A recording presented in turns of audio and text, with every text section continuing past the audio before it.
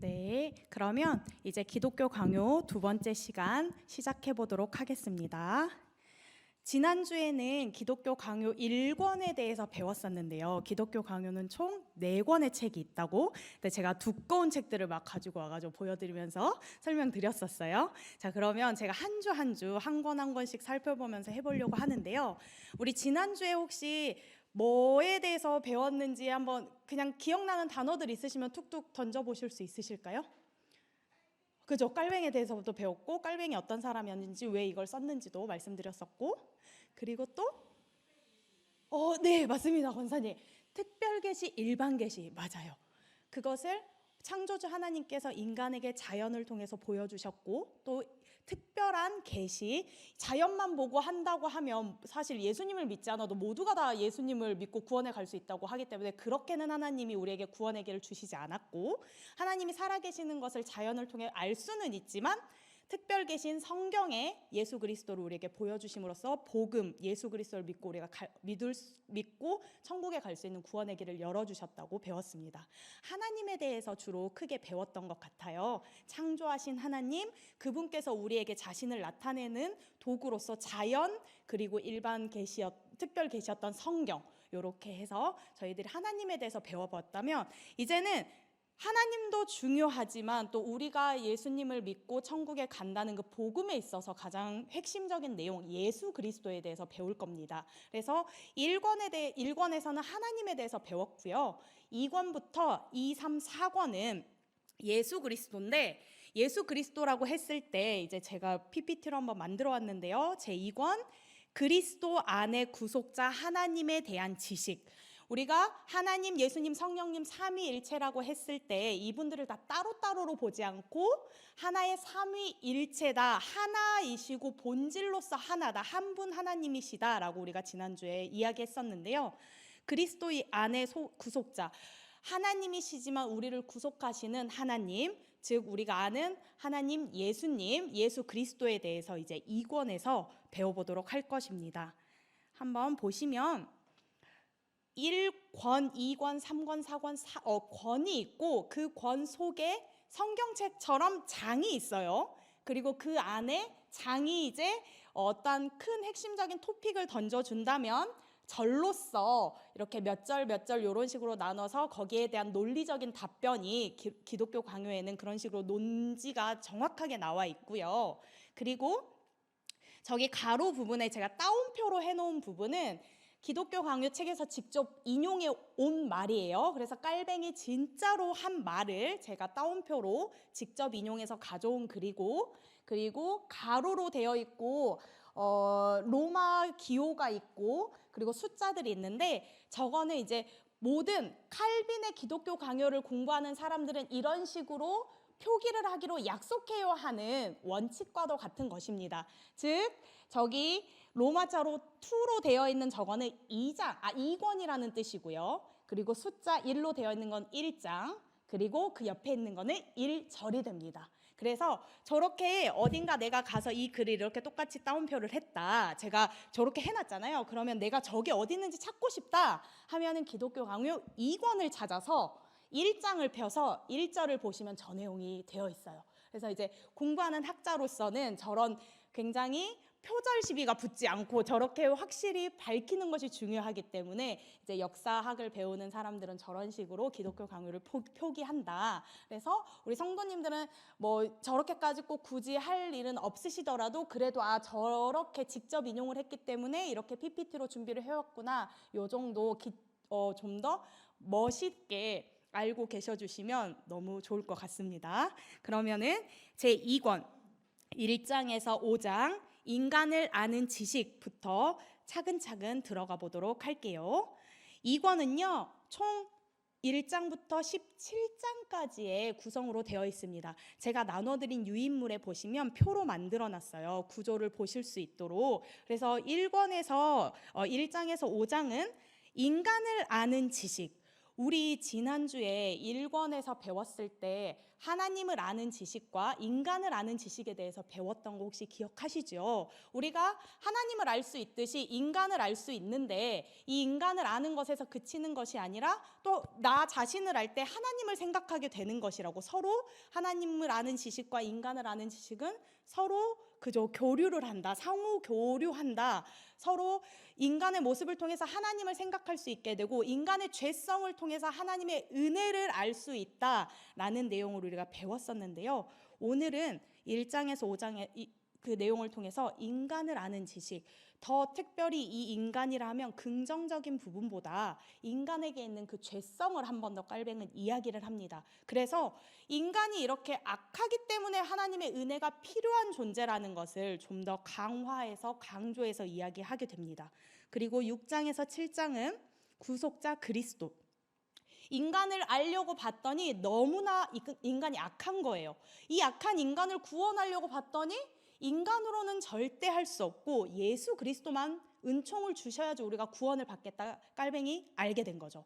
그래서 구속자 예수 그리스도에 대해서 6장과 7장에서 이야기한 뒤에 8장과 11장에서는 율법에 대해서 이야기하는데요. 이 율법이 왜 필요하냐면 예수님이 이 땅에 오셨지만 우리가 예수님이 오신 것은 성경책에서 어디부터 어디까지 이렇게 기록되어 있죠? 구약에 예수님의 나심 기록되어 있나요? 기록되어지 않죠. 예수님의 존재는 메시아를 기다리고 하나님께서 아들을 보내주시겠다고는 끊임없이 약속은 하셨지만 예수님의 탄생은 신약부터 기록이 되어 있어요. 그렇다면 우리가 생각해 볼 수 있겠죠. 구약은 그러면 필요 없는 것인가? 우리의 구원에 있어서 아무런 역할을 할 수 없는 것인가? 모든 사람들이 다 그랬던 건 아니지만 그래도 좀 더 이론적으로 보여주고 들어가 보려고 했던 사람들은 고민을 하기 시작했던 거예요. 그런 의미에서 아니야, 구약도 하나님께서 주신 하나님의 약속이고 거기에 하나님을 향한, 그리고 이 땅에 이 사람들을 구원하기 위한 예수님의 약속이 담겨 있어 라는 것을 말하기 위해서 깔뱅은 8장과 11장에 걸쳐서 율법으로 우리는 그렇다면 그 구원에 있어서 어떻게 우리는 도움을 얻을 수 있을까, 이익을 얻을 수 있을까 말해주고 있습니다. 그리고 12장에서 17장은요, 다시 한번 그리스도는 누구인가 라고 말합니다.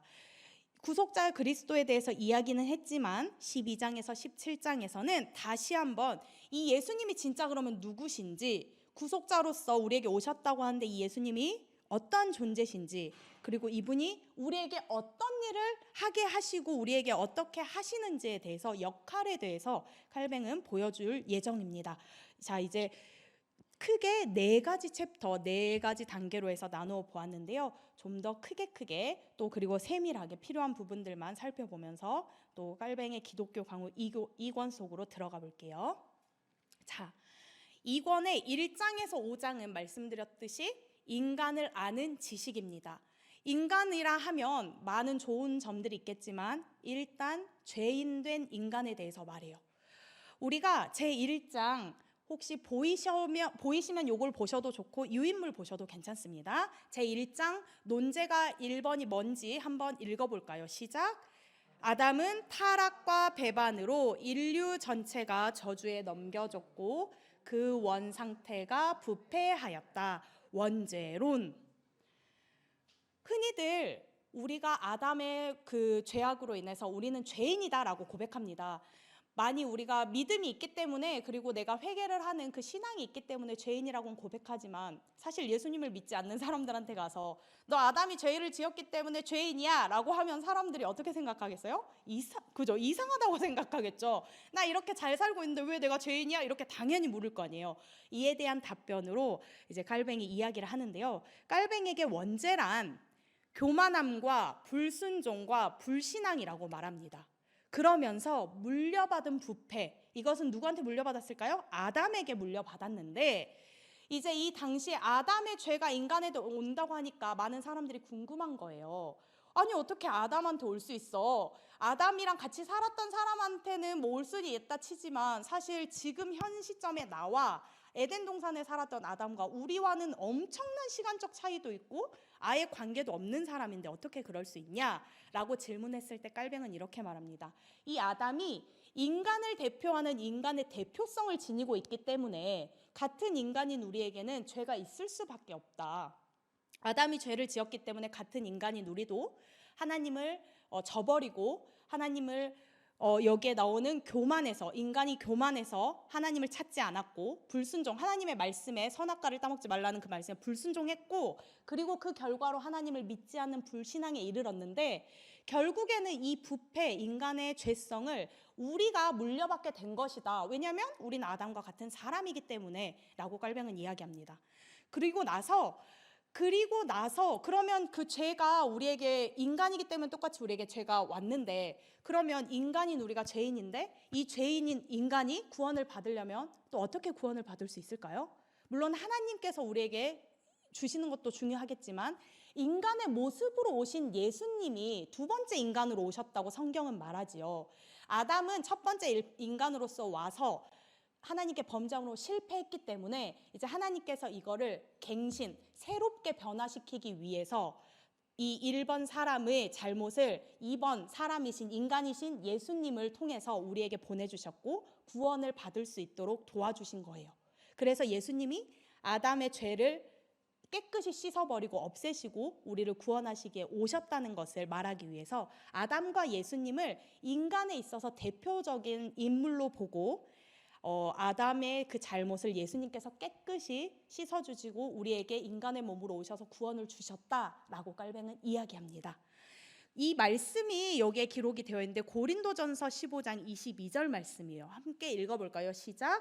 아담 안에서 모든 사람이 죽은 것 같이 그리스도 안에서 모든 사람이 삶을 얻으리라. 아담과 역시 똑같았던 인간이 죄를 똑같이 받았던 것처럼 예수님이 인간의 몸으로 오셨기 때문에, 그리고 우리를 구원해 주셨기 때문에 예수님이랑 똑같은 인간인 우리에게도 똑같이 영생의 삶이 왔다는 것을 이야기하고 있습니다. 그리고 그렇다면 2장으로 그러면 또 넘어가 볼게요. 제2장 함께 읽을까요? 시작. 인간은 지금 선택의 자유를 박탈당한 채 노예의 신분으로 전락해 있다. 깔뱅의 2권에 있는 글인데요. 따옴표 되어 있는 거 한 목소리로 함께 읽겠습니다. 시작. 사람은 자유로 죄에 빠졌다. 그러나 그것에 따르는 형벌인 부패는 자유를 필연성으로 변질시켰다. 하나님께서 인간에게 자유를 주신 거예요. 그리고 에덴 동산에서도 너희들이 요 안에서 내가 지어놓은 이 에덴 동산에서는 똑같이 마음대로 살아도 돼. 자유롭게 살아도 돼. 근데 단 한 가지, 선악과만 따먹지도 말고 보지도 말고 아무것도 건드리지 마 라고 말씀해 주셨잖아요. 인간에게 자유를 주신 거예요. 그런데 인간은 그 하지 말란 짓 하나를 해가지고 죄악을 저지르게 되고 하나님으로부터 저버리게 됐죠. 하나님께서 여전히 인간을 창조하셨을 때 우리에게 선택의 자유를 주셨다고 말합니다. 우리 역시도 지금을 살아가면서 오늘 무엇을 먹을까, 아니면 좀 더 깊이 생각해 봤을 때 내가 예수님을 믿을까 믿지 말까, 교회에 갈까 가지 말까, 인간 모두에게는 선택의 자유를 하나님께서 주셨다고 말해요.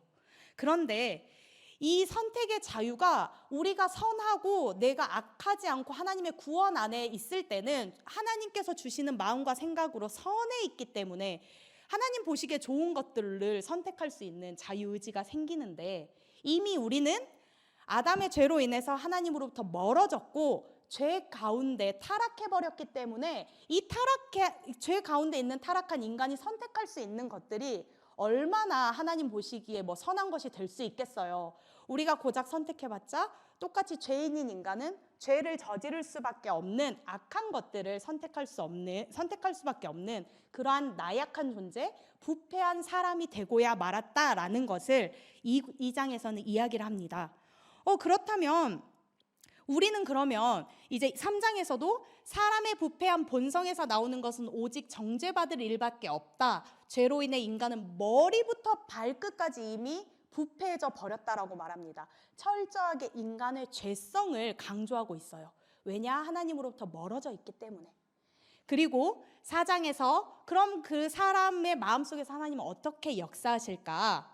그리고 제5장 자유의지 옹호자들은 그 항의하는 것들이 있는데요. 그 옹호자들의 항의를 논박한다라고 되어 있는데, 이제 어려운 단어가 한 가지가 또 나왔네요. 자유의지 옹호자들이 있는데, 이제 결국에는 자유의지 옹호자들이라고 하면 이제 철학가들이 주로 이 시대는 많았으니까 이들이 봤을 때는 너희들이 예수님을 믿는 너희들은 인간이 자꾸 악하고 죄 가운데 빠져 있다고 말하는데 우리 인간이란 존재가 그렇지 않아.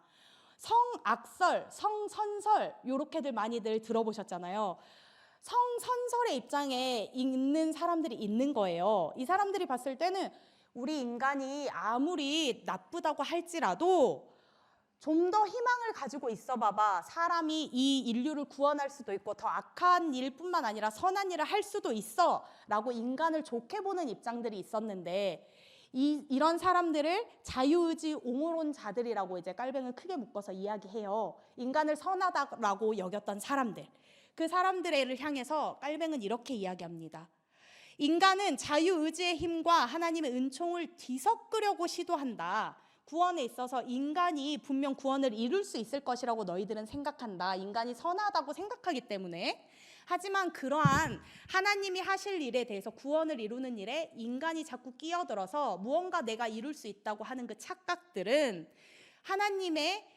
하나님께서 우리에게 주시는 그 구원의 은총을 썩고 왜곡시키게 할 뿐만 아니라 그 시도는 마치 좋은 포도주에 쓴 흙탕물을 섞는 것과 마찬가지이다. 이렇게 말하면서 비판합니다.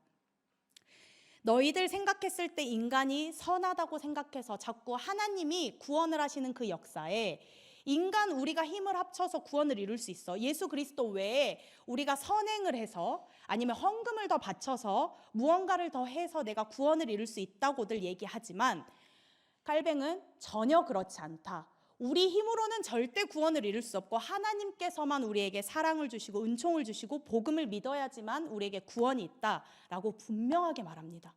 왜 그랬을까요? 이 당시 이제 로마 카톨릭 교회, 지난주에 말씀드렸던 천주교, 이제 우리가 아는 그 천주교의 그 뿌리에서 보면 당시 교회가 너무나 부패했기 때문에 하나님을 믿고 하나님의 말씀을 선포하기보다는 이제 그분들은 중간에 있는 성부, 하나님께 올라가기 위해서는 성모 마리아에게 기도하고 그분들을 통해서 또 중보하고 이런 단계들을 거치면서 사제 신부님께 고해 성사를 하면서 그 죄를 고백함으로써 용서를 받을 수 있다고 보았죠. 그럼 그 과정 속에서 하나님의 역할이 자꾸 축소되고 하나님이 베풀어 주신 은혜와 이런 것보다도 인간이 할 수 있는 영역, 그리고 구원에 있어서 인간이 미칠 수 있는 영향력이 너무나 큰 거예요.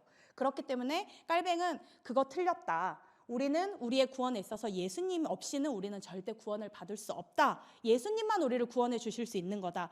구원에 있어서 어떤 것들로도 어떠한 인간의 방법으로도 끼어들려고 하지 마라 라고 정확하게 또 이렇게 말하고 있는 것입니다.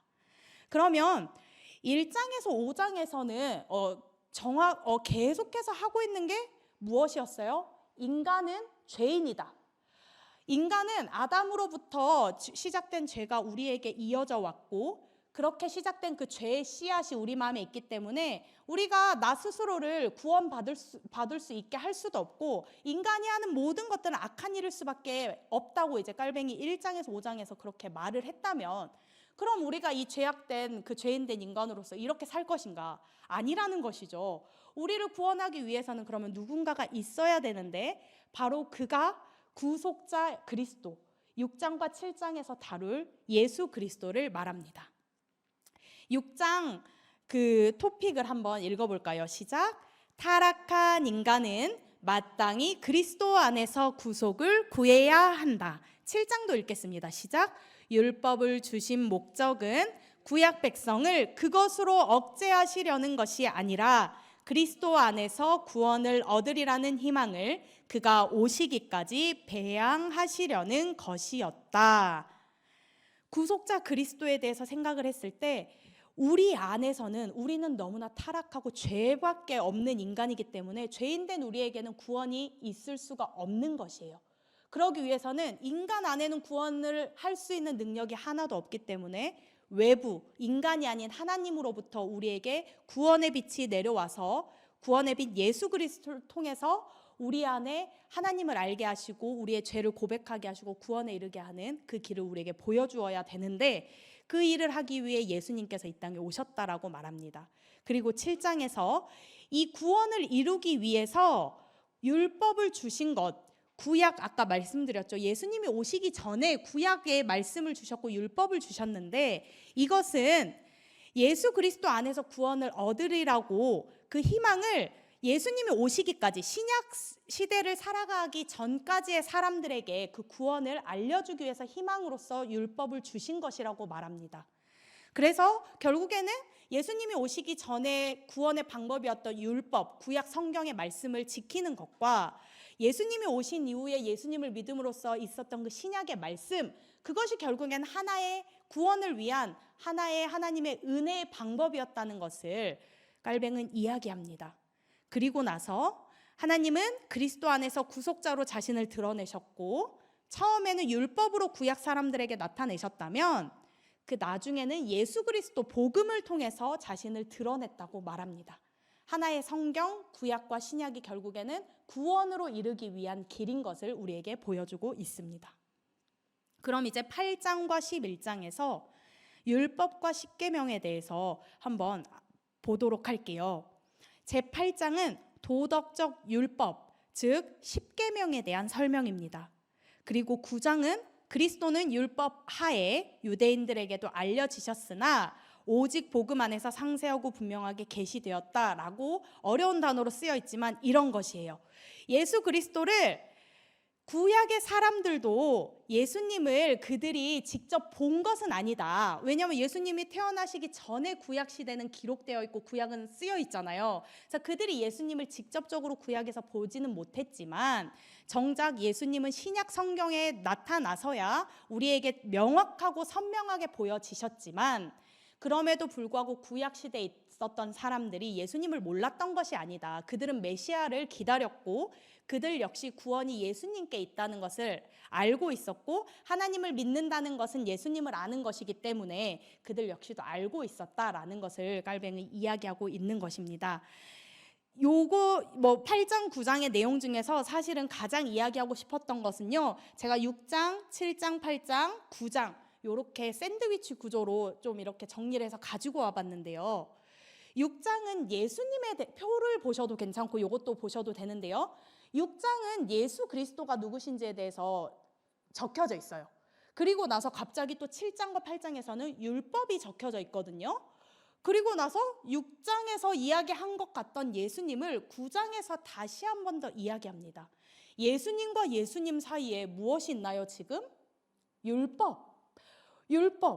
성경에 있어서도 우리가 샌드위치 구조라고 하는데 이제 빵과 빵 사이에 뭔가 중요한 것을 넣어 놓았다. 이것은 이 사람이 말할 때 어떤 그 문학적인 구조나 글을 쓸 때 이 사람이 정말로 강조하려고 하는 거는 이것과 이것 사이에 있는 요 가운데 것이 굉장히 중요한 것이다 라는 것을 이야기할 때가 있는데요. 여기에서도 그리스도와 그리스도 사이에 있는 이 율법이 결국에는 이 율법을 통해서 예수님께로 나아가는 과정 중에 있어서 굉장히 중요한 키포인트가 된다는 것을 말하기 위해서 7장과 8장에서 예수님과 예수님 사이의 율법을 깔뱅이 넣었다라고 학자들은 보고 있습니다. 그렇게 해석들을 하고 있어요. 그럼 이 율법이 과연 성화의 과정에서 어떻게 우리에게 중요하게 할까? 제가 그 종이에는 쓰지 않았던 것 같은데요. 이 앞에 내용 한번 보시면 율법, 우리가 생각하는 이 구약 성경에 있는 그 율법이 어떠한 세 가지 기능을 갖고 있는지 깔뱅은 정리해 보았는데요. 첫 번째는 정죄하는 기능이에요. 그 구약 시대에는 이 말씀을 지키면은 하나님을 믿고 구원을 얻는 것이고 이 말씀을 지키지 않을 때에는 하나님 나라에 들어갈 수 없다고 보았습니다. 즉 율법이 가지고 있는 기능은 정죄하는 기능이었는데요. 우리가 정죄라고 했을 때 굉장히 판단하고 정죄한다는 것은 나쁜 의미로 받아들일 수 있지만 깔뱅이 진짜로 이야기하고 싶었던 정죄의 기능이라 하면 타인을 정죄하는 것을 말하지 않아요. 너 왜 이렇게 안 했어? 라고 타인을 정죄하는 것을 말하지 않고 이 관계에 있어서 이 율법 그리고 하나님의 말씀을 지켜내는 이 관계에 있어서는 하나님과 나의 관계에서 하나님의 말씀에 비추어 내 자신이 바르게 살고 있는지 올바르게 하나님의 말씀대로 가고 있는지 이것들을 스스로 돌아볼 수 있는 기능으로서 하나님께서 율법을 우리에게 주셨다고 말씀하십니다. 우리가 흔히들 다른 사람들을 판단할 때 눈에 보여지는 것이 그리고 그 행위로 판단하는 것이 굉장히 쉽기 때문에 저 사람 굉장히 믿음이 있는 것 같아 할 때 예를 들어 새벽 기도를 빠지지 않고 공예배를 다 나오고 헌금을 잘하는 것 같고 자비를 잘 베푸는 것 같고 이러면 저 사람 믿음이 있다고 하지만 깔뱅은 그렇게 이야기하지 않습니다. 하나님의 말씀은 타인을 정죄하기 위해서 이 말씀 속에서 우리가 비추어서 저 사람을 판단하라는 것이 아니라 하나님과의 관계에 있어서 내가 하나님의 말씀에 비추어 내가 바른 길로 가고 있는지, 내가 진짜로 하나님의 말씀을 순종하면서 하나님의 자녀로 살아가고 있는지 나 자신을 살펴보기 위한 길라잡이로서 우리에게 말씀을 주셨고 그 율법을 주셨다라는 것을 말하고 있습니다. 그리고 두 번째로는 억제하는 기능입니다. 이제 아무래도 하나님의 말씀을 지키지 않았을 때는 우리가 너무나 내가 잘 알게 되잖아요. 주일 성수를 하라고 했는데 안식일을 거룩하게 지키라고 했는데 내가 주일 성수를 제대로 하지 못했다던가 거짓말을 하지 말라고 십계명에 되어 있는데 거짓말을 내가 하는 수 없이 했다던가 이렇게 했을 때 우리는 하지 말라라고 분명하게 기록되어 있기 때문에 내가 무엇을 하면 안 되는구나 라는 기준을 정확히 알게 되는 것이죠. 그리고 이것을 하지 않아야 되는데 내가 범죄를 저지르고 잘못을 했을 때 하나님께서 기뻐하시지 않겠구나 라고 하는 생각을 갖게 되면서 두려운 마음을 갖게 되면서 나 스스로 하나님 앞에서 말씀대로 살려고 노력하는 삶을 살게 된다. 이것이 율법이 주는 우리에게 주는 유익이다 라고 말하고 있습니다. 그리고 세 번째는 신자들에게 선행을 공고하고 촉구하는 기능, 즉 가장 중요하다고 생각을 했었는데요. 하나님의 말씀, 율법은 믿는 우리가 결국에는 이 땅을 살아가면서 그리고 구원의 길로 가는 여정 중에서 최종적으로 우리가 하나하나 만들어 나가야 할 최종적인 도덕적이고도 신앙적인 우리의 기준이 되고 표준이 되어야 된다라는 것을 보여줍니다. 즉 하나님의 말씀을 통해서 우리가 그리스도인이라면 하나님이 원하시는 방법대로 살기 위해서 하나님의 백성으로 성화, 구원을 이루며 이 땅에서 살아가는 삶에 있어서 이 율법이 우리의 가장 큰 모범이 되고 우리에게 길을 보여주는 길라잡이가 된다는 사실을 갈뱅은 율법의 세 가지 기능을 우리에게 보여주면서 율법이 이래서 중요해 이러한 기능을 한다라고 말하고 있습니다. 그리고 복음의 은혜인데요. 이거는 이제 말씀을 제가 가지고 와봤는데요. 내가 율법이나 선지자를 폐하러 온 줄 생각하지 말라. 폐하러 온 것이 아니오 완전하게 하려 하심이라. 하나님께서 예수 그리스도를 통해 이 땅에 보내주셨고 또 예수님은 구약의 말씀을 완성시키고 또 율법을 폐하러 오신 것이 아니라 완성시키러 오셨다는 분임을 보여주시면서 그 율법이 얼마나 중요한지 이 율법 말씀을 지키고 그리고 예수 그리스도를 믿는 믿음, 말씀을 행하는 것과 예수님을 믿는 믿음, 이것이 두 개를 합치게 될 때 우리가 구원을 향해서 나아갈 수 있는 것임을 알려주고 있습니다. 굉장히 말씀을 지키는 것이 중요하다는 사실을 보여주고 있어요. 그리고 십계명의 중요한 원칙인데요. 요거는 제가 좀 더 신학적인 부분이라서 사실 담진 않았고 PPT에 있는 내용입니다. 요거는 그냥 한 번만 그냥 쓱쓱 이러한 것들을 다뤘구나라고 그냥 봐주시면 될 것 같고요. 좀 더 신학적인 내용이고 이렇게 꼭 다 소화해내야 되는 부분은 아니기 때문에 일단은 제가 적어는 왔습니다. 넘어가도록 할게요. 자, 그러면 이제 율법에 대해서는 알겠어요. 하나님을 믿는 그리고 그 구약 시대에 기록되었던 은혜를 입고 구원을 받기 위한 하나님의 말씀이 율법이라는 걸 알았다면 이제 깔뱅은 율법과 십계명, 율법 속에서 기록되어 있던 그 십계명에 대해서 한 가지 한 가지 좀 더 세심하게 1계명부터 4계명, 5계명부터 10계명 이렇게 나눠서 나름대로의 주석을 붙여가면서 어떻게 살아가야 되는지 우리에게 알려주고 있습니다. 1계명부터 10계명 모두들 다 아시는 내용이실 테고 그리고 이 내용 속에서 예수 그리스도를 깔뱅은 어떻게 이야기하는가, 하나님의 일을 어떻게 이야기하는가 한 번씩 살펴보도록 할게요. 아시는 내용이고 익숙하기 때문에 그렇게 어렵지는 않을 거라 생각이 듭니다. 1계명부터 4계명은 똑같이 하나님을 향한 사랑의 이야기입니다. 그리고 하나님에 대한 우리 인간과 하나님과의 관계에 대한 관계성을 나타내고 있는데요. 1계명은 너는 나 외에는 다른 신들을 내게 두지 말라라고 되어 있죠. 그런데 깔뱅은 이 계명에 있어서 이렇게 말합니다. 이건 정말로 깔뱅이 이야기하고 고백했던 말이에요. 1계명 아래에 있는 저 따옴표로 되어 있는 저 문구, 제가 굉장히 개인적으로 좋아하는 깔뱅의 명언인데요. 한번 한 목소리로 함께 고백하면서 우리 읽어볼까요? 시작. 내 마음을 주님께 바칩니다. 즉시 그리고 진심으로. 깔뱅이 보았을 때 다른 신들을 섬기지 말라, 내게 두지 말라라고 하는 이 말은 오직 내 마음을 하나님께 바치겠습니다. 그런데 이게 조금 있다가요, 하나님, 내 상황이 조금 더 나아지면, 제가 좀 더 여유가 생기면요 하는 것이 아니라 뭐라고 되어 있죠? 즉시 그리고 진심으로. 너무나 좋은 고백인 것 같아요. 내가 지금 하나님께 모든 것을 바치겠습니다. 즉시, 지금, 그리고 진심으로 나의 모든 것을 다 바쳐서 하나님께 두겠습니다. 깔뱅은 1계명에 대해서 다른 신들을 내게 두지 말라는 이 고백에 자기의 고백을 더해서 이 1계명의 고백은 내 마음을 하나님 앞에 드리겠다는 것인데 즉시 그리고 진짜로 바치겠다는 고백이 담겨 있는 것이다. 이렇게 해석해야 된다라고 말하고 있습니다. 그리고 두 번째 계명, 우상을 만들지 말라인데요. 왜 그렇게 이 두 번째 계명에 대해서 우상을 만들지 말라고 하나님께서 하셨는지 따옴표 있는 내용 깔뱅이 이야기로 한번 이야기해 볼게요. 시작. 하나님께서는 당신에게 드려져야 할 합당한 예배가 미신적인 의식으로 더러워지기를 원하시지 않기에.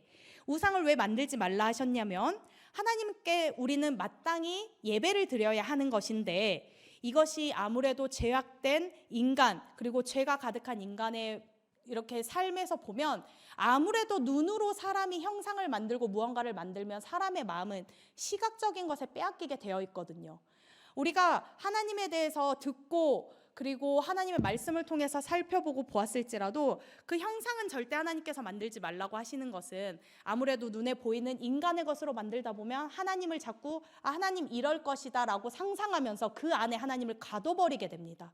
그렇기 때문에 하나님께서는 우상, 눈에 보이는 것을 절대 만들지 말라고 하셨는데 깔뱅 역시도 이에 대해서 하나님께 온전히 드려져야 할 예배가 눈에 보이는 이 형상들로 인해서 미신적인 걸로 자꾸 변해질 수 있기 때문에 눈에 보이는 무언가가 있으면 사람은 일단 우리 지난주에 종교의 씨앗이 있다고 말씀드렸었어요. 사람에게는 하나님을 믿든 안 믿든 일단 신의 존재를 믿고 싶어하는 종교의 씨앗, 종교성이 모두에게 있기 때문에 인간이라면 미신이 있으면, 형상이 있으면 아무래도 내가 힘들 때 눈에 보이는 무언가를 찾게 되고 내가 아무도 도와줄 리가 없다고 생각이 들면 그 우상한테 절하게 되고 아무래도 인간이 그렇기 때문에 하나님께서는 미신적인 의식으로 미신적으로 흘러갈 수 있기 때문에 우상을 만들지 말라라고 했다고 깔뱅은 말합니다. 그리고 세 번째 계명, 너는 내 하나님의 이름을 망령되게 부르지 말라. 두 가지 문구 가져왔는데 조금 적은 글씨로 제가 가지고 왔어요. 제가 읽어드려 볼게요. 우리가 하나님의 이름을 공경하며 경건하게 경외하는 일에 열심과 정성을 다해야 한다. 그리고 하나님의 영광을 옹호하고 형제 자매의 덕을 세우는 데 필요한 맹세여야 한다는 것이다. 하나님의 이름을 망령되게 부르지 말라는 것은 온전히 하나님만 공경하고 하나님께만 예배하고 그 일에 열심과 최선을 다하는 일인데 하나님의 영광을 옹호할 뿐 아니라 형제 자매의 덕을 세우는 데 있어서 우리의 입을 사용해야 한다는 것을 말하고 있습니다. 하나님의 이름만 망령되게 부르지 말라고 하는 것은 그것은 하나님에 대해서만이 아니라 모든 사람들에게 있어서 덕을 세울 수 있도록 우리가 함부로 이야기하면 안 되고 하나님의 이름에 대해서도 함부로 다른 사람들에게 이야기하면 안 된다라는 것을 말하고 있는 것이죠. 그리고 4계명 안식일을 기억하여 거룩하게 지키라. 단지 일주일 중 하루에만 국한되는 게 아니라 우리 자신에 대해서 완전히 죽고 하나님의 생명으로 충만해질 때까지 우리의 삶의 여정을 그렇게 하라는 것이다. 일주일에 한 번만 하나님 앞에 안식일을 기억하여 거룩하게 지키라 라는 것도 굉장히 중요하지만 그것을 위해서 우리가 6일 동안 살아갈 때도 삶의 여정을 통해서 하나님께 예배드리는 삶을 끊임없이 이어가야 된다는 것을 또 한번 이야기하고 있습니다. 5계명에서 10계명은 이웃을 향한 사랑, 부모를 공경하라, 단지 주 안에서라고 되어 있고요. 이것은 부모를 공경하고 위 분들을 모시고 이런 것들 굉장히 중요하지만 가장 중요한 것 하나님의 기준 안에서 주 안에서 하나님이 원하시는 방법대로 살아가는 것이 중요하다라고 말하고요. 6계명 살인하지 말라, 이 부분에서는 가장 중요한 부분은 이것이에요. 서로 살인하지 말라고 하는 것은 인간적으로 봤을 때 피를 흘리고 죽이고 이런 것들이 도덕적으로 나쁘기 때문도 있지만 여기서 중요한 것은 우리가 모두 하나님의 창조하신 형상이라는 점에서 중요합니다. 이 사람도 저 사람도 저 연약한 사람도 누구든 하나님께서 다 자기의 형상을 따라 만든 사람이기 때문에 이웃은 굉장히 신성한 하나님께서 만드신 존재예요. 즉 하나님께서 생기를 불어넣으셨기 때문에 이 사람에게 하나님의 숨결이 들어가 있고 하나님이 함께 하세요. 근데 그런 사람을 함부로 죽인다는 것은 말도 되지 않겠지요. 그렇기 때문에 살인하지 말라 이 계명에 있어서 하나님의 형상을 침범하지 말라, 하나님의 형상을 함부로 죽이는 일에 그리고 피 흘리는 일에 아무것도 하지 말아라. 그래서 금하고 있다는 것을 우리에게 알려줍니다. 옆에 계시는 분들 하나님의 형상임을 기억하시고, 그리고 또 집에 갔을 때 내 마음대로 안 되는 사람들 너무 많잖아요. 네, 이렇게 많으시죠. 이렇게 꼭 밖에만 있는 게 아니라 집에도 있고 다 그러는데 그래도 하나님께서 그 자기의 형상대로 저 사람에게도 하나님의 숨결이 들어갔구나 생각하며 오늘도 우리가 좀 더 사랑할 수 있으면 좋겠습니다. 하나님의 자꾸 망각하게 되죠. 맞아요, 주사님. 하나님의 형상임을 기억하고 그렇게 우리가 또 하면 좋겠고요. 7계명은 간음하지 말라입니다. 이것은 우리가 너무나 알기 때문에 하나님께서 거룩하시기 때문에 우리가 간음하게 되고 이제 그 순결로부터 멀어진다면 하나님과의 우리는 신부된 자인데 이 신부된 자가 간음을 행한다면 이거는 다른 신을 섬기는 것이 될 수도 있고 진짜로 육체적인 다른 어떠한 것들을 말할 수도 있을 테지만 일단 우리는 순결한 하나님의 신부이기 때문에 간음하지 말라. 그리고 도둑질하지 말라. 이것도 우리가 너무나 잘 알고 있습니다. 특별히 도둑질에 있어서는 재산을 횡령하는 것이다 라고 말하면서 깔뱅은 굉장히 세게 말하는데요. 제가 이제 그 문구들을 다 가지고 올 수는 없어서 제가 담진 않았지만 조금 더 흥미롭게 살펴볼 것은 깔뱅은 구빈원이라는 것을 사회복지의 시초가 되는 구빈원, 그 가난한 사람들 그리고 박해를 받아서 그 종교 예수님을 믿는다는 이유 신앙 때문에 박해를 받아서 집을 빼앗기고 나라에서 망명하게 된 사람들이 모이는 곳이 있었는데 그 사람들에게 머물 수 있는 사회복지 이렇게 재단 같은 그런 방과 기관들 그런 것들도 굉장히 많이 했었거든요. 그래서 깔뱅의 구빈원이 굉장히 중요한 내용이기도 한데 이렇게 보듯이 깔뱅에게 있어서 그 물질, 돈이라는 것은 하나님께서 나에게 주셨을 때 이것을 나에게 복의 의미도 있겠지만 무엇보다 청지기, 맡겨주신 거예요. 근데 이 돈을 왜 하나님께서 나에게 맡겨주셨나?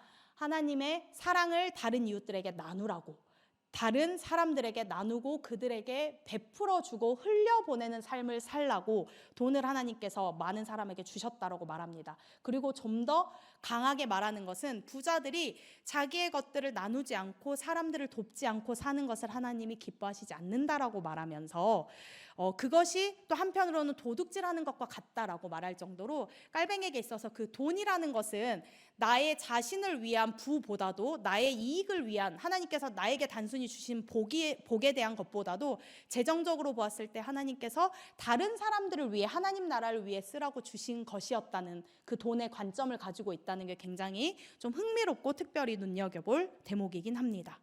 그리고 9계명 내 이웃에 대하여 거짓 증거하지 말라. 진실을 말함으로 이웃의 선한 평판과 이익을 지켜주어야 한다라고 말합니다. 거짓 증거를 함으로써 이웃을 곤란하게 만드는 것이 아니라 내 이웃이 선한 평판과 이익을 취할 수 있도록 돕는 말을 하라고 말하고요.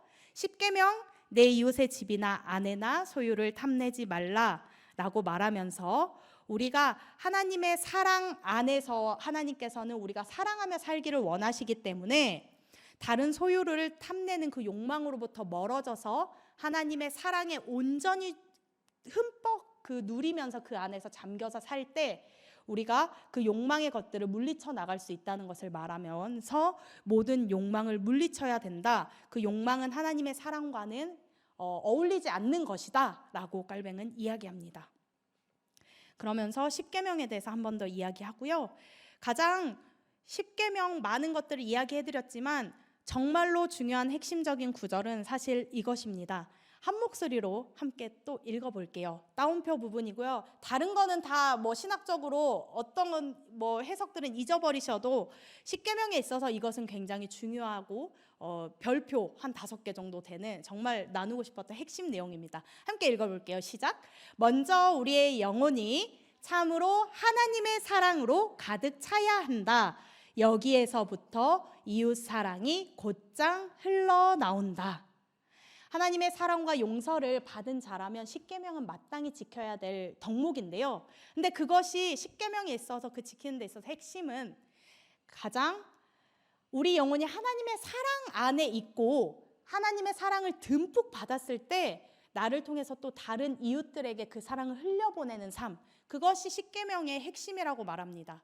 율법에 많은 기능들이 있지만 나의 의를 위하고 나의 신앙이 무언가 좀 더 향상되는 것을 위해 말씀을 지키는 것이 아니라 내가 하나님의 말씀을 지키고 듣고 알아감에 있어서는 가장 중요한 건 하나님의 사랑 안에 내가 거하고 그 사랑을 내가 듬뿍 받아서 다른 사람들에게도 그 사랑을 나눌 수 있는, 흘려보낼 수 있는 것이 하나님께서 우리에게 바라시는 것이다 라고 깔뱅은 이야기합니다. 신구약의 유사점과 차이점에 대해서도 제가 준비는 해왔는데 요건 사실 좀 더 궁금해하시는 부분들이 있다면 제가 나중에 따로 말씀드리도록 하고요. 조금 시간이 지나기도 했고 정말로 이제 마지막 챕터입니다. 12장에서부터 17장의 내용인데요. 제가 좀 더 짧게 이야기해 보도록 할게요. 이제는 율법을 배웠다면 그리스도에 대해서 배울 텐데 아까 말씀드렸어요. 인간의 아담의 그 형상으로 지음을 받던 인간이 죄를 지었기 때문에 죄인이 되었어요. 그럼 이 인간인데 죄인이에요. 이 죄인을 구원하기 위해서는 우리 안에서는 구원을 받을 능력이 하나도 없지요. 그렇기 때문에 하나님께서는 인간을 넘어서는 그 신, 하나님의 아들 예수 그리스도를 이 땅에 보내주셔서 우리 가운데로 이 세상 가운데로 예수님을 흠이 없고 정결하신 예수님을 보내주셔서 우리를 구원하도록 하셨는데 그럼 고민이 생겨나는 거예요. 왜 그렇다면 하나님께서는 이 예수님을 인간의 몸으로 꼭 보내셔야 했을까? 그냥 빛 가운데 아니면 하나님이 계시는 것처럼 신의 모습으로 우리한테 오셔도 되는데 굳이 예수님은 왜 십자가에 못 박히셨을까? 사람들이 궁금했던 모양이에요. 그래서 이에 대해서 이렇게 말합니다. 12장 중보의 직책을 다하기 위해서 그리스도는 사람이 되셔야 했다. 그 이유는 중보자의 역할을 하기 위해서 예수님께서 이 땅에 오셨다. 죄로 인해서 단절되고 죄로 인한 인간 그리고 하나님 이 관계는 죄로 인해 단절되었기 때문에 이것을 이어줄 수 있는 사다리 같은 분이 필요했는데 이것을 해주신 분이 바로 예수 그리스도다. 요 글을 한번 한 목소리로 읽어보도록 하겠습니다. 시작. 우리 힘으로는 하나님께로 올라갈 방법이 없기 때문에 존귀하신 하나님 그분이 친히 내려오시지 않는다면 상황은 분명 절망적이었을 것이다. 그러므로 하나님의 아들이 우리를 위해서 임마누엘 즉 하나님이 우리와 함께 하셔야만 했다. 우리가 지난주에도 배웠고 이번 주에도 계속 배웠어요. 인간은 죄로 인해서 타락하고 부패했기 때문에 인간에게서는 어떤 것도 선한 것이 나올 수 없습니다. 우리가 살아가는 세상을 한번 보세요. 몇 번이고 어제는 정말 별의별 내용이 이제는 계속 갱신 되어서 업데이트 되면서 와 인간이 여기까지 간단 말인가 할 정도로 계속해서 더 악하고 악한 범죄를 짓는데요. 인간에게는 더 이상 선한 것이 나올 수 없기 때문에 외부에서 하나님이 우리 인간에게 오실 수밖에 없었고 그렇기 때문에 우리는 하나님께 올라갈 방법이 없기 때문에 예수님이 직접 인간의 몸으로 인간에게 오실 수밖에 없었기 때문에 그리스도는 사람이 되셔야 했다라고 말하고 있습니다. 요 글은 제가 한번 읽어봐 드리도록 할게요. 조금 길어서요. 2권 12장에 있는 내용인데요. 우리 구속자가 되려면 반드시 참 하나님인 동시에 참 사람이어야 한다. 구속자의 임무는 죽음을 삼키는 것이다. 생명이 아니고서 누가 이 일을 할 수 있겠는가? 구속자의 임무는 죄를 정복하는 것이다. 의 자체가 아니고서 누가 이 일을 할 수 있겠는가? 구속자의 임무는 세상의 공중의 권세를 쳐부수는 것이다. 세상의 공중 권세보다 높은 권위가 아니고서 누가 이 일을 할 수 있겠는가? 생명, 의, 하늘의 주권과 권위가 하나님 한 분 이외에 누구에게 있단 말인가? 그러므로 지극히 자비로운 하나님께서 우리를 구원하시기로 작정하셨을 때 스스로 그의 독생자 아들 안에서 우리의 구속자가 되셨다. 생명을 가지셨고 죄를 범하지 않으신 의로우신 분, 그리고 하늘의 주권과 땅의 권세 모든 것들을 가지신 분이 누가 계신가? 예수 그리스도. 그래서 우리에게 오셔서 구원을 주실 수밖에 없었다라고 고백하고 있습니다. 네. 그리고 13장 내용은요. 그리스도는 사람의 육신의 진정한 본질을 취하셨다. 많은 사람들이 어떻게 하나님이신 예수님께서 인간의 몸을 타고 이 땅에 오셨는가 하면서 많이들 이단들이 생겨나기도 했었어요. 하지만 그리스도께서 인간의 몸으로 나신 것은 그분은 그럼에도 요 글에 보면 그리스도가 단지 남자와 동침하지 않은 어머니 마리아에게서 나셨기 때문에 그가 깨끗하다, 죄가 없다라고 말하는 것이 아니라 성령에 의해 거룩하게 되어서 아담이 죄를 짓기 전부터 예수님은 이 땅에 신으로서 계셨기 때문에 이미 깨끗하신 분이었다. 그래서 예수님은 순결하고 죄가 없으신 인간으로 오실 수밖에 없었다라고 말합니다. 마리아의 몸을 타고 인간의 몸을 통해서 오시긴 하셨지만 예수님은 아담이 있기 전부터 더 계셨던 분이기 때문에 깨끗한 분이다라고 말하고 있고요. 14장은 삼위일체와 좀 더 통하는 부분인데 중보의 두 본성은 어떻게 한 인격을 이루는가, 삼위일체가 어떻게 하나의 본질이 되는가라는 신학적인 부분에 대해서 이야기하고 있고요. 이제 곧 얼마 남지 않았습니다. 15장, 그리스도는 우리를 위해 어떤 일을 하시는가? 예언자, 왕, 제사장, 이와 같은 역할들을 예수님께서 하시는데 16장에서 그리스도는 우리를 구원하시려고 죽음과 부활과 승천 이 모든 것들을 겪어내셨고 예수 그리스도께서 인간의 모범으로 오신 예수님께서도 그러하셨기 때문에 그를 믿는 우리 역시도 죽음과 부활과 승천, 죽음과 부활을 경험하게 된다고 말합니다. 특히 사도신경을 또 십계명을 이야기하는 것처럼 사도신경에 대해서도 이야기하는데요. 성육신, 고난, 부활, 승천, 재림의 부분을 사도신경에서 챕터별로 나눠서 설명을 하고 있습니다. 그 사도신경에 나타나신 예수 그리스도는 제가 여기에서 다루기엔 너무나 많아서 나중에 좀 더 또 기회가 된다면 알려드리도록 할 텐데요. 사도신경에서 예수님께서 이 땅에 인간의 몸으로 오시고 또 고난 받으시고 부활하시고 승천하시고 재림하신 그 사건이 사도신경을 통해서 예수님이 어떤 분이신가 우리에게 알려주신다고 말하고 있습니다. 마지막 장인데요. 이제 마지막이니까 우리 한 목소리로 함께 읽고 놀라운 교환이라고 되어 있는 부분 굉장히 준비하면서 저의 신앙 고백과도 같아서 너무나 좋았고 함께 나누고 싶어서 또 글을 가지고 왔습니다. 17장 그리고 마지막 또 단락에 있는 글까지 해서 함께 읽어볼까요? 시작! 그리스도께서 자기의 공로로 하나님의 은총과 구원을 우리에게 얻어주셨다고 하는 것은 정당한 주장이다. 놀라운 교환도 함께 읽을게요. 시작! 하나님의 아들이 사람의 아들이 되지 않았더라면 그 하나님의 아들이 우리 것을 가져가고 자신의 것을 우리에게 주셔서 본래 그분의 은혜로 우리의 것이 되게 하지 않았더라면 누가 이 일을 할 수 있었겠는가? 아멘. 그리스도께서 하나님의 자기의 공로로 하나님의 은총과 구원을 우리에게 주셨다. 그리스도의 죽으심으로 인해서 하나님의 은총과 구원을 우리에게 얻어서 주셨다고 말씀하십니다. 그러면서 놀라운 교환이라고 말하는데요. 자, 한번 생각을 좀 더 해보실게요. 이제 마지막인데요. 하나님의 아들 예수 그리스도 그리고 우리가 인간, 하나님과 그리고 예수 그리스도, 그리고 우리 인간 서로 놀라운 교환을 했다고 말합니다. 무엇을 교환할 수 있었을까요? 한번 생각해 보면 우리가 아까 생명이 있다고 말했어요. 십자가에서 하나님께는 생명이 있어요. 근데 우리는 이미 타락해서 죽을 수밖에 없는 죽음이 있죠. 그리고 의롭다고 했어요. 그리고 우리는 아담네 때로부터 계속 죄가 있다고 말씀드렸어요. 그리고 이번에는 또 어떤 것들을 해볼까요? 하나님 나라의 주인 되는 왕이신 주인이세요. 근데 우리는 하나님 나라의 백성이죠.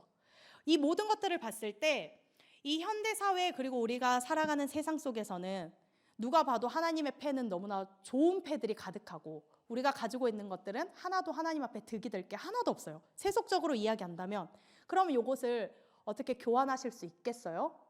그럼에도 불구하고 하나님께서는 사랑하심으로써 생명과 의와 또 하나님 나라의 모든 주권, 모든 권세를 우리 죽음뿐이고 죄악뿐이고 그리고 아무것도 없는 미천한 죄인에게 우리에게 서로 맞교환, 예수 그리스도께서 자기의 죽음을 통해서 우리가 가지고 있던 이 죄악과 우리가 잘못한 모든 것들을 대신 지심으로써 우리에게 좋은 것들로 교환해 주셨다는 것을 깔뱅은 이야기합니다.